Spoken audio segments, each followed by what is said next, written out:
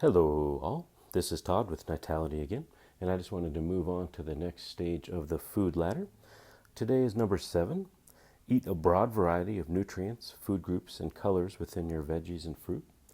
And ultimately what we're looking for here is trying to get an expanded diet so that you can get more of what your body needs. Sometimes people can get really almost mono in their diet, so they're only eating a couple things all the time. Um, and that can be a little tricky because you might be missing out on some interesting minerals and vitamins and getting enough fiber and getting enough interesting trace minerals, all kinds of things that are loaded in food, but often not in the food that you eat all the time, especially depending on where you grew up and what kind of food you and your family tended to eat. You could get way more or way less.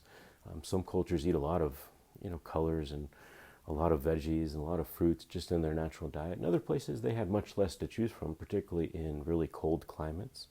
And so you might notice that if you happen to be from, like your family happens to be from somewhere like that, they might tend towards kind of a less colorful and less diverse diet. So it's useful to start branching out a little bit, going out past what you normally do, maybe learning how to cook a little bit, learning how to go to new restaurants, try new things. Watch some YouTube videos, get out there and try some things so that you can get your body some of what it needs that it isn't usually. And if you do that and you play with it for a little while, you might notice that your digestion eases up a little bit or that you start to feel a little bit better. And you'll zero in on what works well for you and what doesn't. There's really a lot of foods out there. There's a lot of interesting spices that can be useful in this category. Some are really colorful, like turmeric. Which is an anti-inflammatory spice. So that can be really useful to use in all kinds of things. And the more spices you add, you might be surprised how much that adds flavor, but also can be helpful for digestion. And in some cases, certain health problems, they've used certain spices for hundreds, if not thousands of years. So there's a lot of possibilities out there that can be really useful. And hopefully you can expand your palate out a little bit.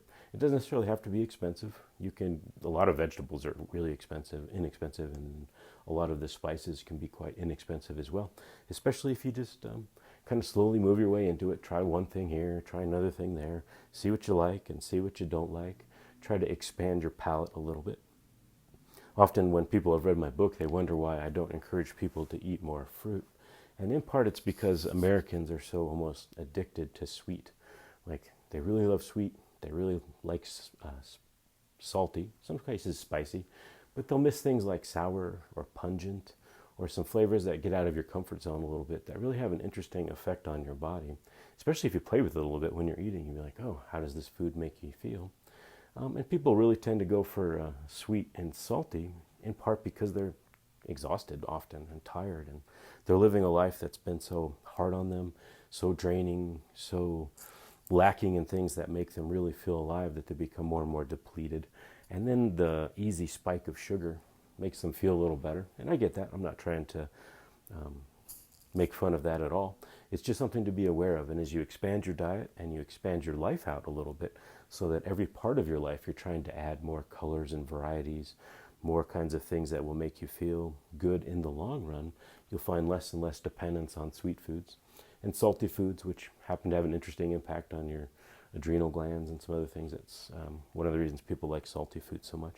So, get out there and play with some new things, try some new restaurants, go somewhere you've never been before, or try some foods that have never really piqued your interest, and just see what's out there. There's a lot of interesting foods, and just make kind of a tour of all kinds of different things, and then try to figure out how to produce more of it for yourself. It can be a really good time to just try new things and see what's out there. And if you don't like it, you don't ever have to have it again, and try something else. And after a while, you'll find a few things you like, and you'll broaden it, and then you'll find a list of things that you don't much care for, and you don't need to go back to those if you don't want. So it can be an interesting way to expand your life a little bit, and definitely your diet, which can be quite helpful for your body. So the principle, number 7, eat a broad variety of nutrients and food groups and colors within your food in general, but specifically look for those colors in your veggies and fruits. So I hope this is useful for you.